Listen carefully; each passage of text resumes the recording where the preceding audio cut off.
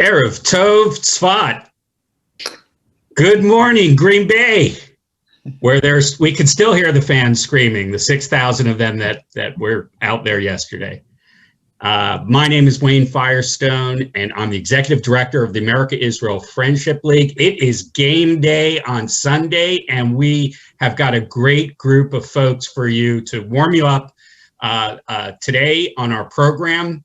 And I got to tell you, my memories of following the Super Bowl when I was living in Israel were really, really late nights and a lot of coffee. And by the time the game was over, you weren't even sure who was still standing on the field or in your living room.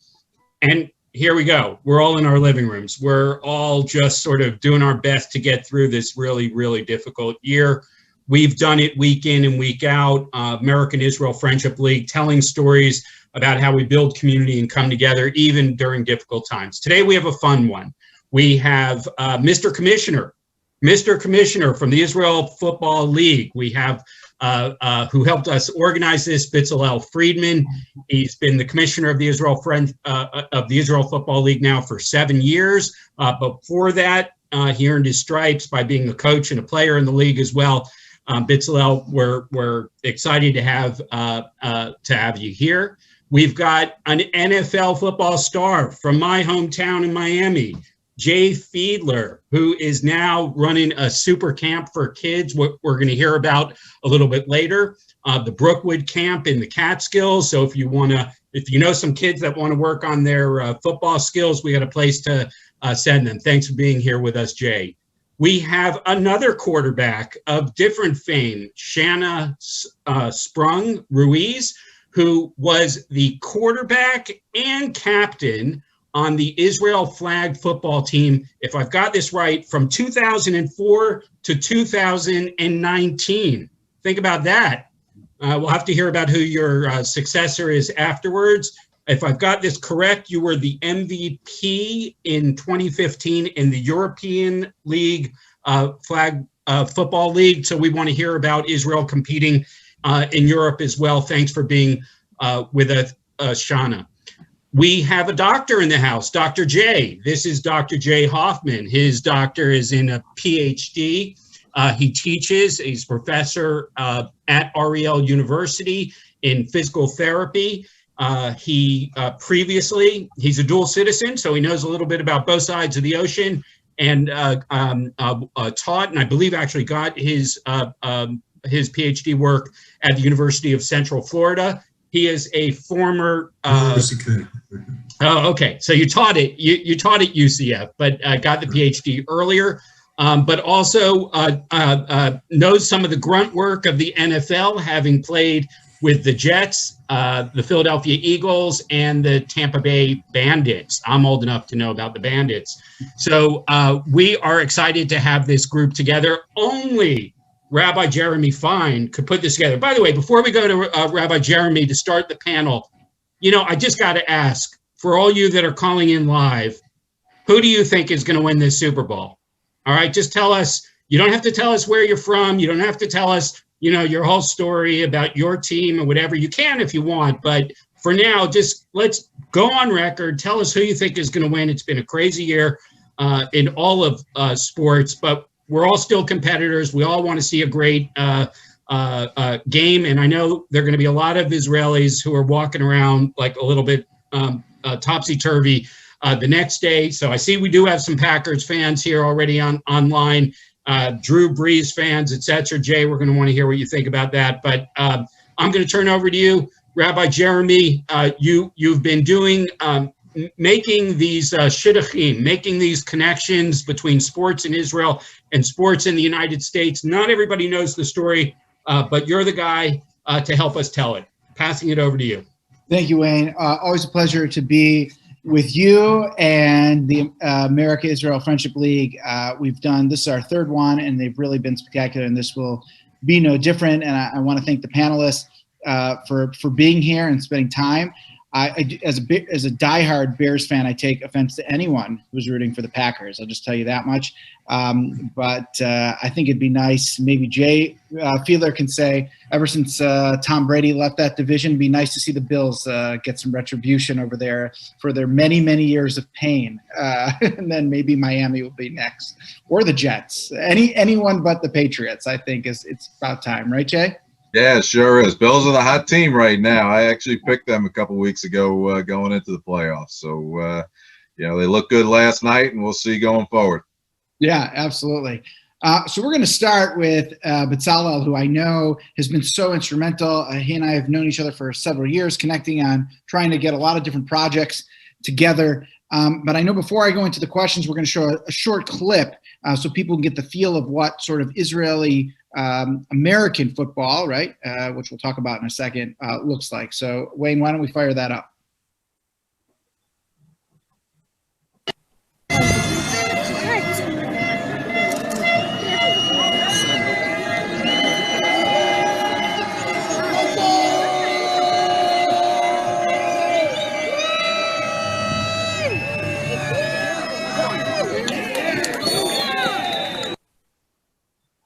There we go. So that's, I believe, at the Kraft Center, which is beautiful, named after Bob Kraft, who is the owner of the New England Patriots. We'll get into him a little bit. So, Bezalel, why don't we talk just a little bit about American football in Israel? And the reason I'm saying American football, because as we know in Europe, or especially in Israel, football means soccer. But American football in Israel, which is growing pretty fast and rapidly and has become a popular sport. Bezalel, let's talk about the creation of a pro football league and representation in Israel. Why don't you take it from here? Well, any conversation there really has to start with the Kraft family. As you said, that footage from the Kraft Family Sports Campus in Jerusalem, which is the only regulation-size football field in Israel, donated by the Kraft family, and I'm very, very careful to say the Kraft family because obviously it is Mr. Robert Kraft, but a lot of the spirit behind it was his late wife Myra of blessed memory.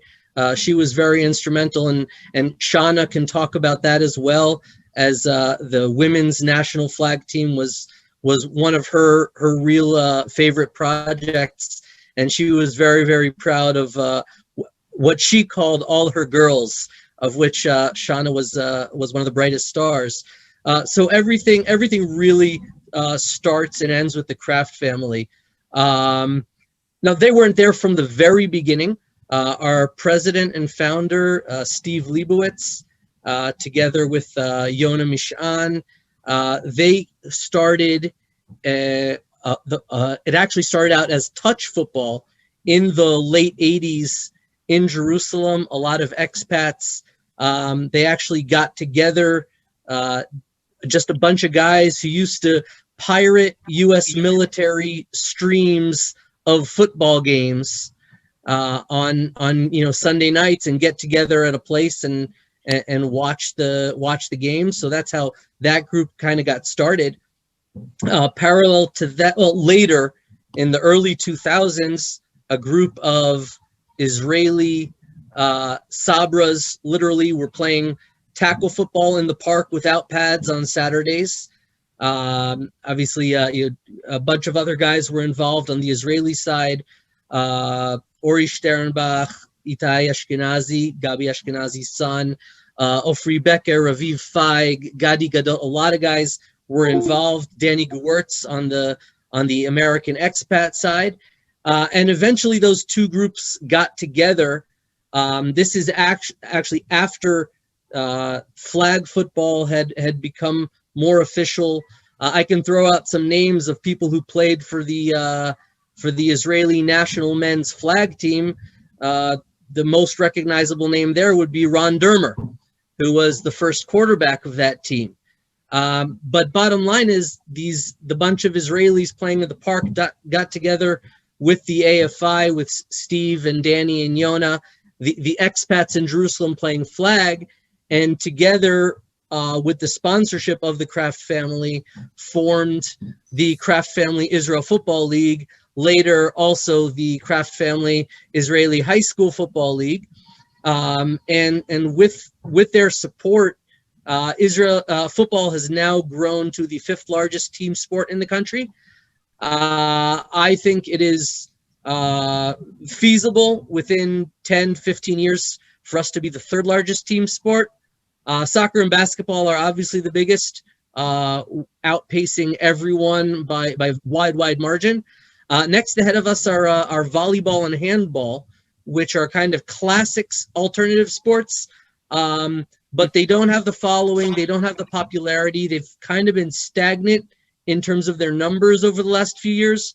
So if we can continue to grow at the pace we've been growing, there's no reason we shouldn't be the 3rd largest team sport in Israel. It's a sport that fits Israelis. It's physical, it's tactical. You have brotherhood, camaraderie, a lot of things that fit well in Israeli society, grit, toughness, perseverance, all part of Israelis' DNA and all part of the DNA of the game of football as well. Yeah, it's that's all great, and it's definitely growing. You can see it even from Americans who are following Israeli sports. The growth of some of these new sports or Americanized sports, I would even say, that have really blossomed. When I was over in Israel, absolutely, flag football is a major part of the experience when you come over, either right before college, right after college, to play, and flag football played on that Kraft field. Shauna, you were, as Bezalel said, you were one of the stars, and in fact, when we asked him for one player, his first name was yours.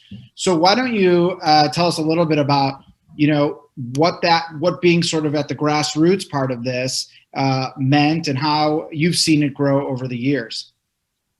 All right, so first of all, I'll tell you that my love of football actually started in the basement in Jerusalem with my older brothers, where basically that was the way I learned the game. We used to watch, like you all remember, football games at 1 a.m. And actually I started playing football in Israel much later, when I was 17 years old. There's a very, very famous story that I basically was sitting on the sideline watching some of my guy friends playing flag football. And basically Steve Leibowitz came over to us and said, hey, why don't you girls come and play with us?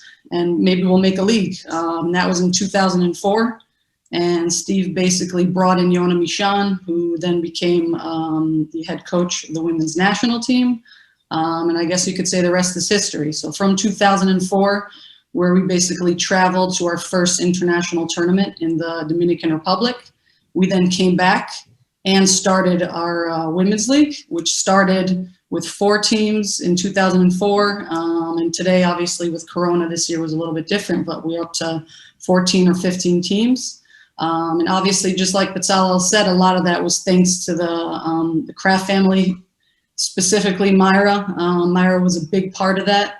And it's a known, every time Robert comes here, he always says that the biggest connection to Israel was always Myra. She was always the one that was pushing him to come here. And yeah, we were her girls. And there's a lot of stories I could tell you about the old Kraft family stadium. Anyone who's listening in that ever played near Gon soccer before we had, fancy turf. We had a muddy field. And I remember to this day, Myra coming in with, higher heels. She was wearing a really gorgeous coat. And we said, oh, you don't have to come on the field. We'll come to you. And she's like, no, everyone stay where you are. And she walked onto that field, and she really just wanted to be part of the huddle. And that just kind of shows the kind of woman that she was and the kind of people that the Kraft family are. And that's basically how football, I would say, started for me, how football started for the women. And really the rest is history. I mean, I've traveled to 22 different international championships, from the European to the World Championships, from Canada, America, Panama, Germany. And it's been a lot of fun. I can say for me, this last few months, I actually recently got married. And I even married a tackle football player. So that kind of came together in that sense in a personal life. But yeah, I think it's pretty amazing to see. And I think Yona and Steve would agree with me that we just enjoy watching what we've basically created. And, you know, you spoke about a successor. We're now really, really pushing for what we call in Hebrew an atudatim. That's basically getting in the younger girls to try to create a stronger women's national team for the next years to come. But Sal will probably discuss a little bit about us playing in the World Games, hopefully flag football becoming an Olympic sport. That's basically the dream. I can't say that I will be there as a player. Maybe in the future, one of my kids, hopefully. And I hope no one's angry by the fact that I just said that. Yeah, but it's been a lot of fun, and I enjoy every second of it. So, thank you, Shauna. Yeah, that's great. And as you talk about the growth of the game, no bigger way to grow a game than to go to experts like the crafts, but also you need some people who know the game so well. And Jay Hoffman's role has been integral in terms of creating an environment that seems serious, because it's not just kids playing on a muddy field anymore, which was serious, I'm sure, but it's elevated. You have the field. So Jay, I want to talk about your role. What's your role with Israeli football, and what are some of the things you're bringing from your perspective in America?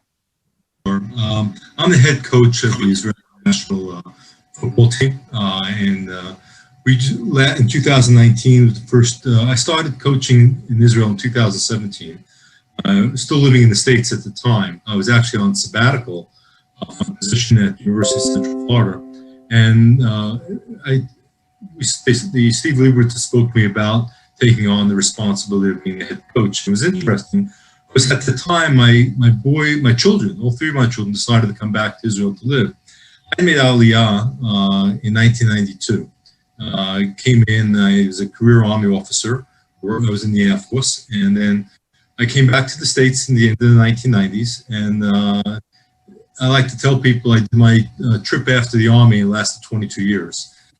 My kids, after they finished their college and decided to come back to Israel, the agreement I had with my children is to first finish up, and then they go to the Army. They wanted to do the Army. So each of them, my boys, were athletes, and my oldest son played for me at college in New Jersey. He was a wide receiver, and my youngest son played Division I football at the University of Central Florida. He was a tailback. When they both left, they both joined special operations units in the IDF. And I started coming back more frequently I was doing more research. I actually was volunteering in reserve duty, which I still do at my age, and doing more research with the stuff I was doing with competitive athletes. I was now also doing with soldiers, and it was tremendously rewarding. I figured at one time, at some point, I'd come back to Israel. And when I left in 2017, the idea actually, when we came back to the States, became more relevant. And we came back in 2019. I was then already coaching, and we come back for training camps. And it was really interesting. The first time I worked with the national team, I felt like the movie The Longest Yard. When you get everybody in the prison yard, and everybody's looking a little bit different. Everybody has a different helmet, different types of shirts. It was that type of feeling. And I think if you looked at us on a field against Turkey in the summer of 2019, we were a team and wound up beating Turkey in Turkey, which was an interesting experience by itself. And then having the opportunity to play the first home game ever in Jerusalem against Belgium didn't go the way we wanted to.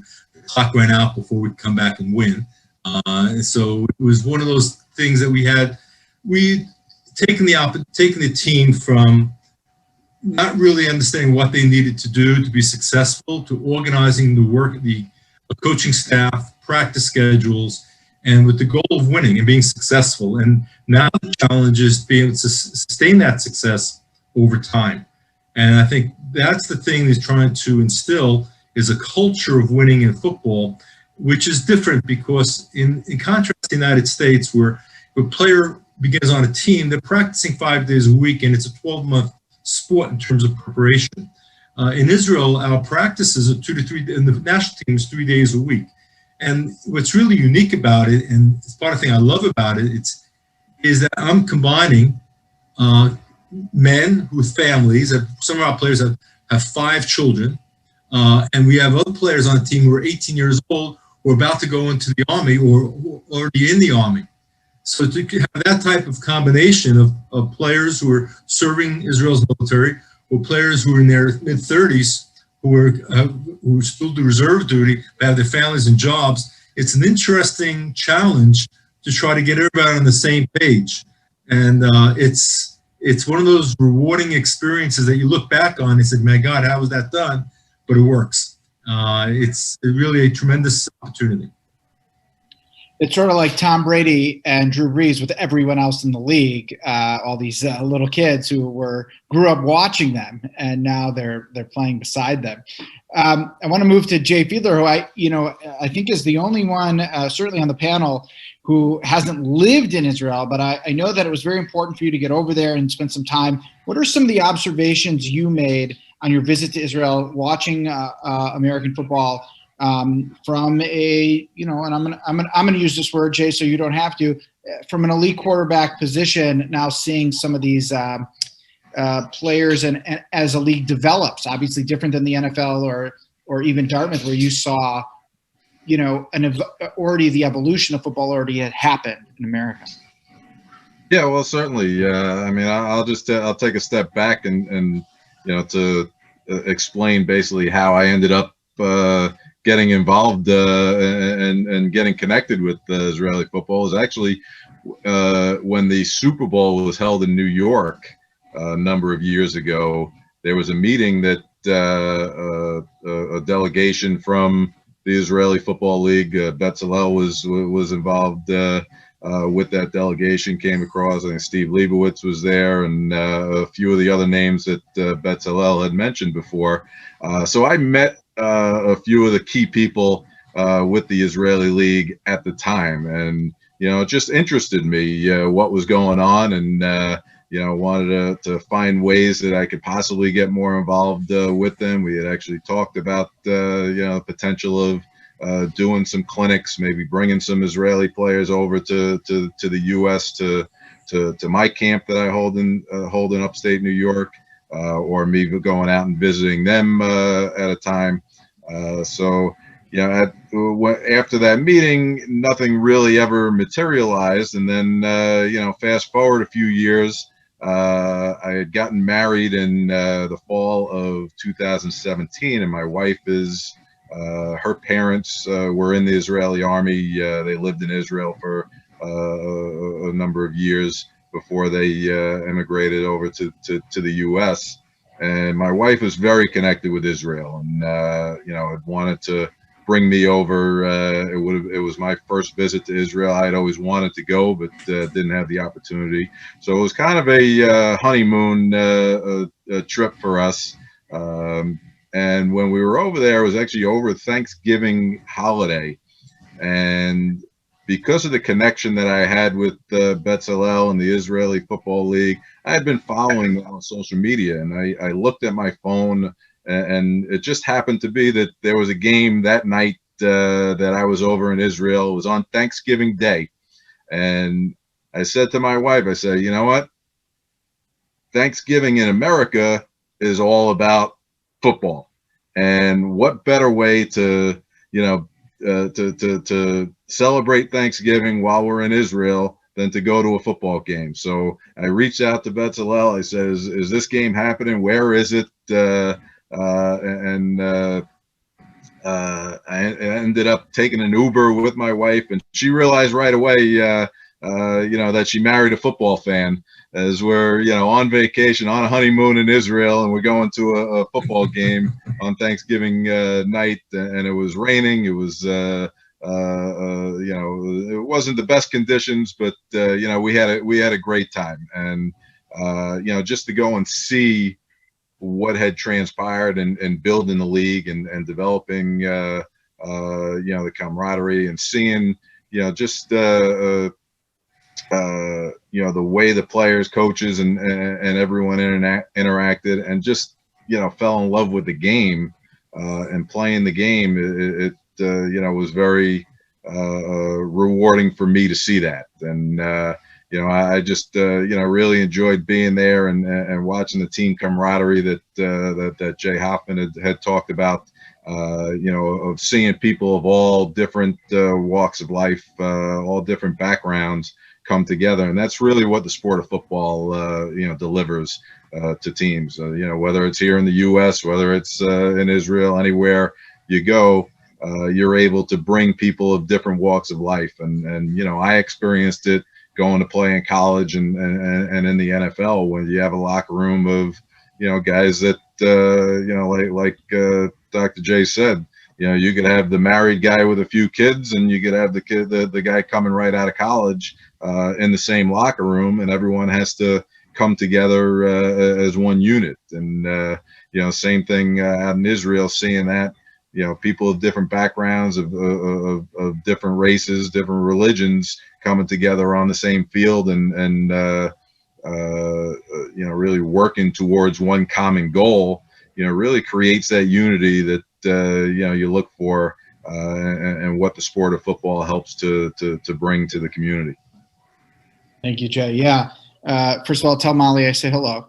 And I think she's watching, so you could probably say it right now.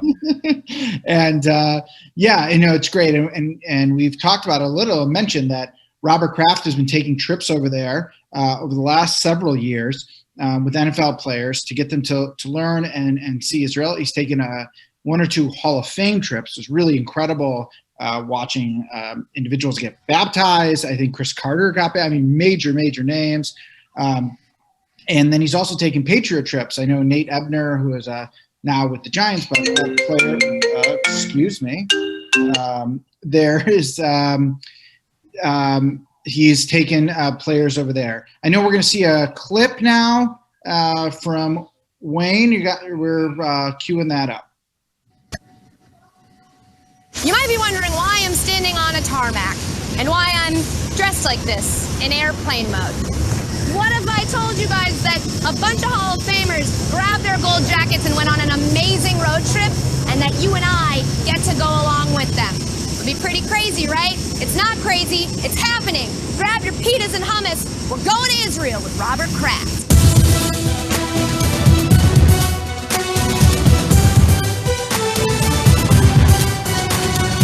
Thanks for coming.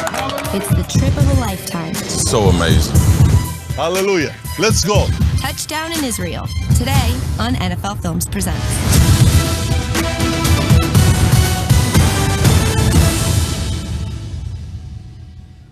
Thank you so much.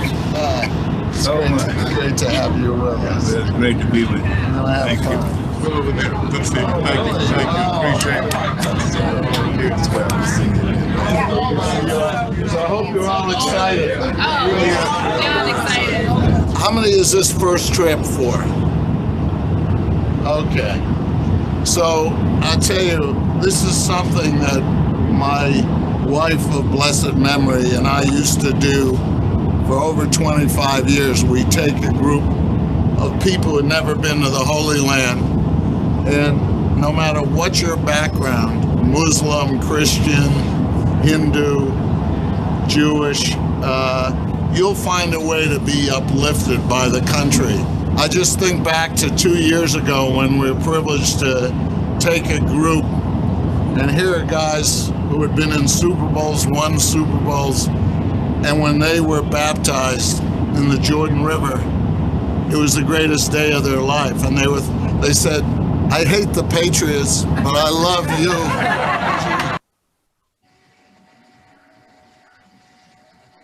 That was great. He's such an inspiration for so many things. I was lucky enough when the Super Bowl was in Minnesota several years ago. I, as one could imagine, found a way to find Bob Kraft, and his security guard allowed me to ride up the escalator. So I had about 45 seconds with him, and just telling him how much he meant to Israel and to Jews.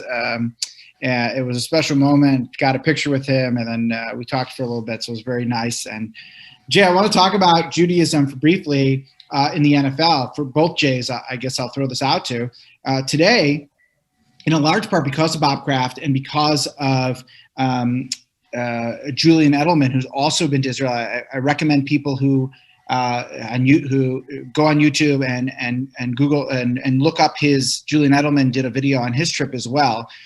Really incredible. You've got both Jeff and Mitchell Schwartz, both outspoken Jews but also and their pride in Israel. Mitchell's still in the playoffs now and Super Bowl champion. So what was it like playing in your day, either regarding Israel or also about Jews in the NFL, and what did that sort of lend itself to? When I played in 1984, I knew of just one other Jewish fellow in the NFL, Al Steinfeld, who was with the Giants. We're still, we're very close today. We're best friends growing up. We trained together in the off seasons, and there weren't very many. It's one of the things that we were talking about. Al's parents were Holocaust survivors. He speaks fluent German and Yiddish, and he lived several years in Germany. His parents left after the war, and then they went back to Germany. His grandmother still lived in Germany, died living in Germany. She didn't leave. And then his father was spent some time in Siberia during the war, and when they immigrated to the States, they lived in Brooklyn and then went back to Germany, came back to Brooklyn, and became a football player. And typically we're both linemen, so Jews growing up in the United States, and Jay Fiedler probably attests to this, not many Jews weren't thought to be big guys, and here we are, two offensive linemen. Al, probably to this day, and I've coached some really good athletes and played with some really good athletes, he's still probably the best athlete I've ever seen. At 280 pounds back in 1983, Jay, he ran a 4.5 40. Wow. We were training with a tailback for the Jets, Dennis Belijan, and he beat him in the 40. And Dennis I played with in college. And Dennis, we thought there was a mistake because Dennis beat you. That's how fast he was. He led the KC Chiefs in 82 in special teams tackles and offensive lineman. It was unbelievable. But there were very few Jews at the time in that during those years. I think there was also one other player, Randy Grossman, a tight end for the Steelers. I think was Jewish, and I don't remember anybody else. It just wasn't a big thing. I was just trying to make a team, so I wasn't worried about what religion people were at the time. But as far as I remember, that's my recall. Yeah, I think the same thing here, Jay, and yeah, I know Dennis Belijan very well up here in New York, so I'm gonna have to tell him that story. That's okay. I'll definitely remind him of the 40 that he lost to the Jewish O-lineman. But yeah, I mean, my experience, somewhat the same. They're you're kind of aware of some of the other Jewish players in the league. But unless they're on your team, it's hard to connect with them. But my experience, I started off in the league with the Philadelphia Eagles, and as the other Jay can attest, the NFL is very connected in the locker room, and with some pregame stuff. With some Christian culture, the players and teammates will, do the Lord's Prayer before and after games. There's a lot of Bible study groups within locker rooms that get together, and being on the Philadelphia Eagles post Reggie White era, where Reggie White was the minister of defense. He was one of the basically evangelical Christians around the NFL, and there were a lot in the locker room with the Philadelphia Eagles, and I was in the quarterback room with Randall Cunningham, and he was very he was a born again at the time. He had, I think just gotten to that stage of his faith, and we actually had a lot of conversations, and the one thing that I found that was very enlightening for me was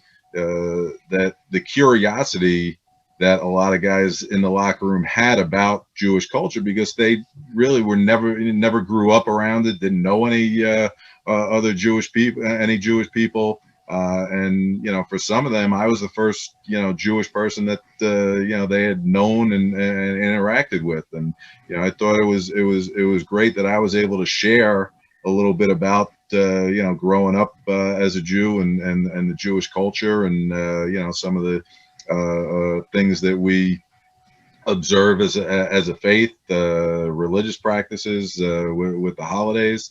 And there was a lot of back and forth and discussion, and I thought that was I talked about it before, how the locker room and the sport of football brings people together and introduces them to to other faiths and religions and races, and that was just one example of how it happened with me. There seems to be a baseball and football seem to have that big camaraderie because you're so codependent on your team. Different than other sports where you could be the superstar and maybe not have the same sort of players around you. But in football and baseball, absolutely, you need that. There's a great picture online. People can see it where the quarterback crew on the Miami Dolphins were Jay Fiedler, Sage Rosenfels, and their coach, Mark Trestman, which is really awesome. Sage is a great guy, too. I've gotten to know through Jay, basically. He just brought him to the synagogue one day, which was great. We've remained in touch. I want to go to Eugene had a question from the audience, which was, and I guess this could be open to anyone. Are the rules in the are the rules the same for the IFL as they are in college or NFL? Is there any sort of major difference between those? So I'll take that one. Basically, in Israel we play the International Federation rules, which basically follow NCAA rules. The main difference is the length of the field, given that outside of the Kraft Family Sports Campus in Jerusalem, we play on rented soccer fields, so we usually do not get the full 120 yards, 100 plus end zones. But other than that, it's basically NCAA rules. Okay, and another question, how many of the IFL players are children of North American immigrants versus Israelis or Sabras? That's a good question. If we're talking about the Tackle Football League, we're talking about 80% Sabra, 20% American expats. You go down to our high school league, it's more like 90-10. I will say that in the IFL, where those numbers get flipped is if you look at the quarterback and wide receiver positions, then you're talking a much larger percentage of American expats. Throwing and catching a ball that is not scientifically a ball is something you have to grow up with. And I'm not saying there aren't Israeli quarterbacks and wide receivers. There are some good ones, and they're only going to get better. Currently, 80% Sabra across the board, less Sabra if you look at the quarterback and wide receiver positions. Thank you. Thank you, Eugene, for asking those questions. I want to throw it back to Shana for a moment because your role in the female flag football, but also I'm assuming, maybe I'm wrong, but I'm assuming you had to play with a lot of boys over that time, especially 20 years ago. So when football was still growing. So what was that sort of that? From what I'm hearing from Betzalel, you are the MVP. How are you showing up these men, and what was your experience like being sort of this great captain on the field and being such a pioneer for women in football?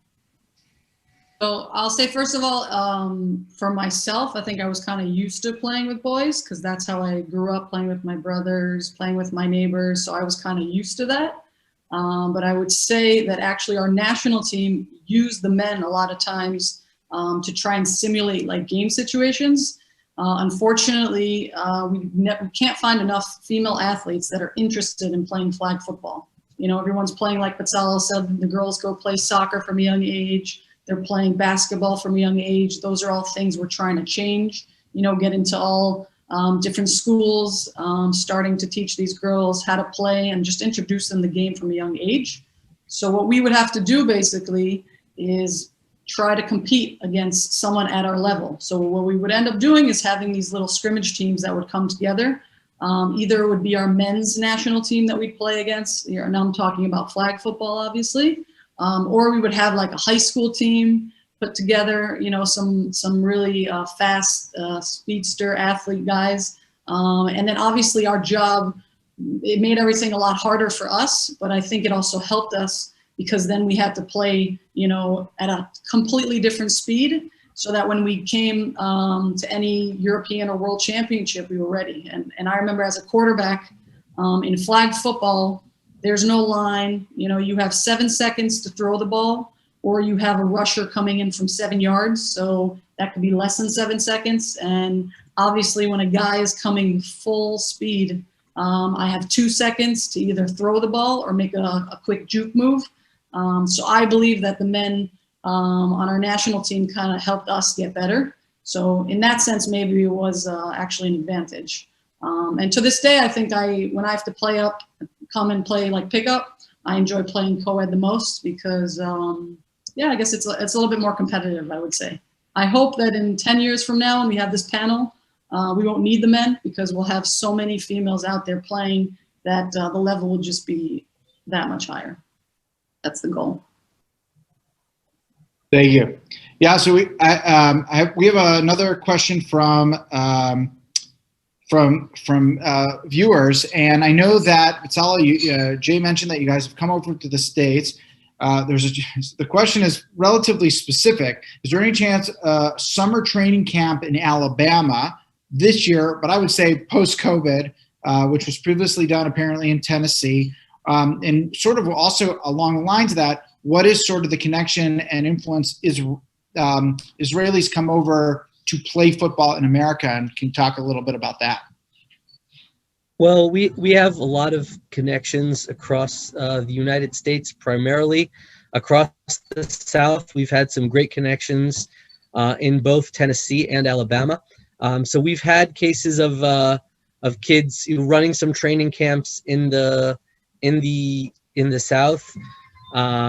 We have some players who aspire to go to college, play college ball. We have a guy who's just starting out his path at Youngstown State University, who grew up playing high school ball. He didn't even make it to the adult league, obviously, because he's only 18 now. So he played in the Kraft Family High School Football League, spent some time on the national team with Coach Hoffman. So we've been able to make a lot of good connections across. I saw Larry Brook was asking some questions. So if that one is from Larry, then hi, Larry. And speaking of Alabama, Shauna mentioned earlier that the 2022 World Games are going to be taking place in Birmingham. Now, the World Games are the Olympics for the non-Olympic sports, for most of you who haven't heard of them. And the big news about the World Games in Birmingham is that the NFL is the partner in bringing flag football to the World Games. Now, we see that and we read into it and we understand that it's a big move towards getting football into the Olympic Games in 2028 in Los Angeles. As many of you know, there are 33 sports played in the Olympics. 28 are the same every time, and five disciplines change every Olympic Games based on, among other things, the popularity of the sport in the host country. Now, 2028 Olympic Games are in Los Angeles, and we don't have to talk about the popularity of football in the United States. Now, the problem is, and one would ask, well, why won't there be tackle football games as part of the Olympics? And there are really two technical reasons for that from the Olympic Committee perspective. One is every sport offered in the Olympics has to be offered for both men and women, and tackle football for women is just not at the same level that it is for men. I mean, you look at a sport like basketball and the popularity of the WNBA growing, but also across the world, tackle football is not quite caught on there for women. It's growing. I can't say it hasn't, but it's not there yet. The second reason being that an Olympic delegation is limited to 450 athletes. So the Olympic Committee does not want to have a sport where your one sport will take up over 10% of the delegation.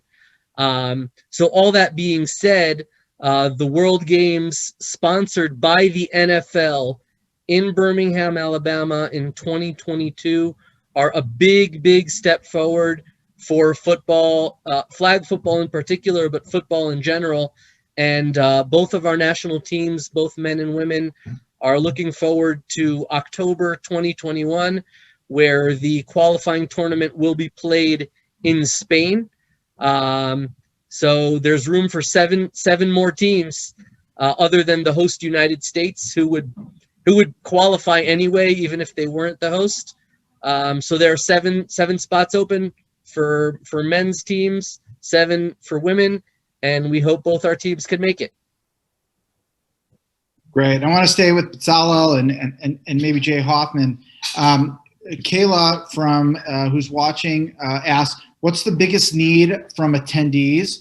So that I'm assuming attendees to this virtual event. What's the biggest need to help create hope and possibility for the players? With hope and possibility, I think it's equipment that the biggest need that we have. Basic equipment that we take for granted in the United States in terms of sleds, helmets, shoulder pads. I think those are things that we don't have a lot of or enough. We don't have a single sled in our state of Israel. And one of the things that we're hoping to do, we did a project this past winter that I think we have enough money now to buy one sled. And that's really going to help with developing our alignment. Alignment in this country has never hit the sled. And even though Jay Fiedler never hit the sled, I'm sure the guys who were protecting him did for a long time. It's one of the most important things that we do to develop alignment. And that would go a long way of having a financial capability of being able to purchase the equipment. The other thing that we really need to do is try to get a way to better publicize the sport. All the things that Bezalel said earlier are 100% correct in regards to the culture of Israel is really appropriate for the game of football. We just have to get it out there, the message out there more, and we need to find a way of how we can do that. I think one of the best ways of doing that is to get the games on TV and to try to get a better product. And once people see how exciting it is, I think they're going to want to be part of that. And the biggest problem we have is trying to get a sponsor to try to get us on TV and try to publicize the game, take people to see the sport, fall in love with the sport, and want to participate in the sport. I think that becomes very important, trying to become attractive, people to be part of that. Saul, anything to add on that? Well, Coach Hoffman hit a lot of the nails right on the head. We've been working with a lot of places, a lot of schools, high schools, universities, trying to get some stuff over here. It's most of it is usually never enough, but it sure helps a lot. We're in COVID. Otherwise, Coach and I would both be over there, networking and speaking and connecting. And that's one of the things that Jews in particular do very well, is connecting. Your degrees of separation become a lot smaller in the Jewish world, and then you narrow it down to the Jewish and football world. And it really crosses over into the non-Jewish world as well. Football as a common denominator between people. Sports connect. Sports are an international language that crosses languages, crosses barriers. So a lot of it is just about getting the word out. As Coach said, he was speaking more locally, which is critical, but also internationally, especially to the United States. I'm more than open to anyone pinging me on Facebook, LinkedIn, whatever, and connecting and seeing what we can do. That's just how we roll. You know, I bet you and I met on some social media somehow, somewhere. That's just the way things do, and I think that's also played a big part in the growth of football, and just everything becoming, you know, you could cross oceans easily. You have this thing called the internet. And if you used to have, if for an Israeli to hear of football, it used to be, you know, only if they saw it in a movie when they went to the theater, or because they happened to be watching Middle East TV in the middle of the night because they were up for Scud sirens, you know, in the Gulf War. I know a guy who, that's how he saw football. He was up in the middle of the night because they had to go to the safe room. They turned on the TV and there was football. That's the first time he saw it. But now, you know, we can do everything online. You can watch every single NFL game. You can follow high school and college games.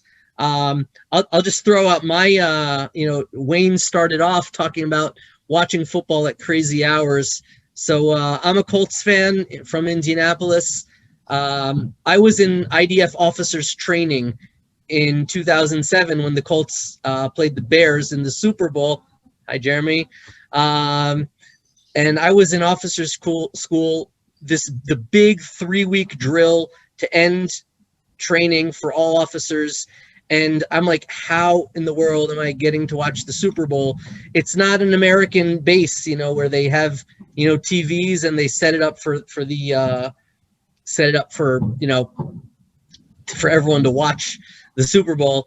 So I had to schedule an orthodontist appointment for the next morning, which was 7 hours away from my base. So they let me out the day before because they couldn't let me out at 3 a.m. for a 10 a.m. appointment. Bottom line is they you know, they let me out Sunday. I got home, went to sleep, got up, watched the Super Bowl, and went back to the Army. And we won. I was, you know, would it have been worth it if we hadn't won? I don't know, but thank you, Rex Grossman. Probably the worst quarterback ever to start a Super Bowl. Yeah, let's be careful there, Betzalel. Remember, arguably one of the most disappointing moments of my life is Devin Hester taking back the opening kickoff and basically saying it's over because they can't kick to him the rest of the game. And then, of course, yes, Rex, he still got us there, and I'll give him that. I'm sure Jay would have loved to have played in a Super Bowl as a quarterback, I'm sure. So let's talk about youth for a moment. I want to throw a question out to Jay and Betzalel and Jay Hoffman maybe too. So Jay Fiedler, tell us a little bit about your camp and how people can sign up. I'm hoping there's a 2021 season or at least something. And then also Betzalel and Shauna and Jay, where can young people get involved in flag or tackle football in Israel? So maybe Jay Fiedler, we'll throw it to you first. Yeah, sure. Appreciate it, Jeremy.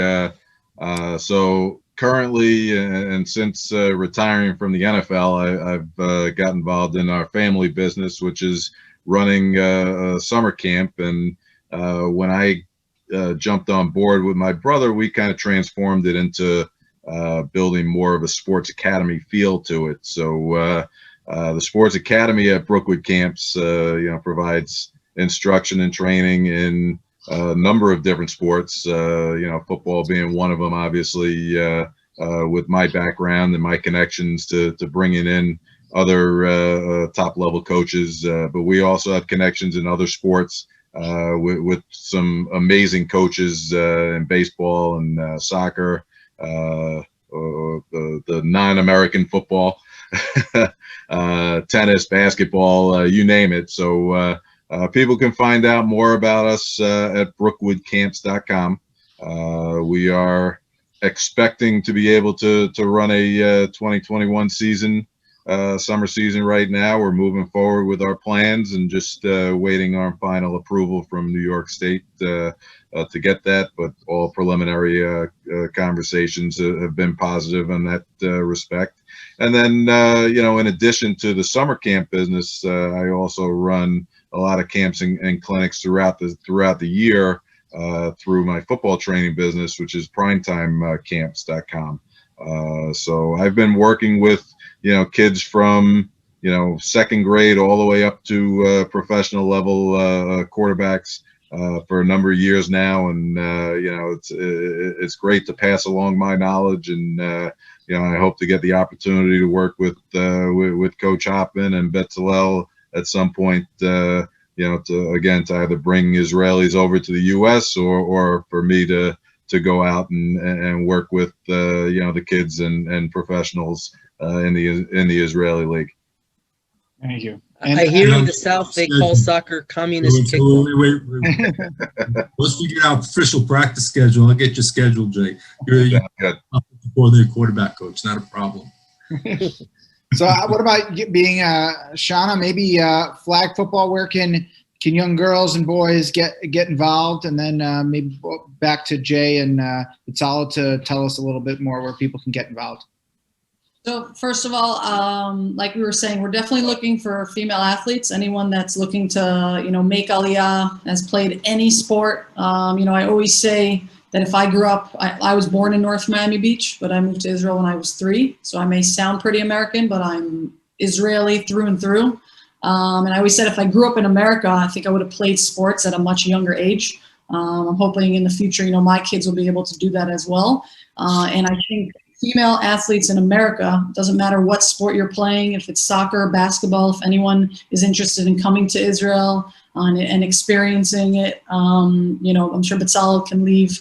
We can send out all the information on where to contact us. We have people who are specifically in charge of flag or tackle for men if they're interested. But, I'm obviously not very objective. I want the women.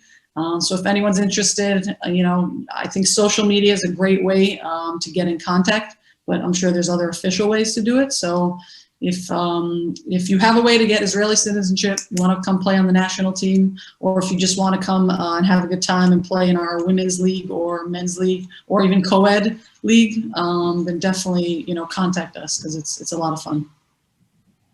Jay and Betzalel, how can people get involved? There's many different ways.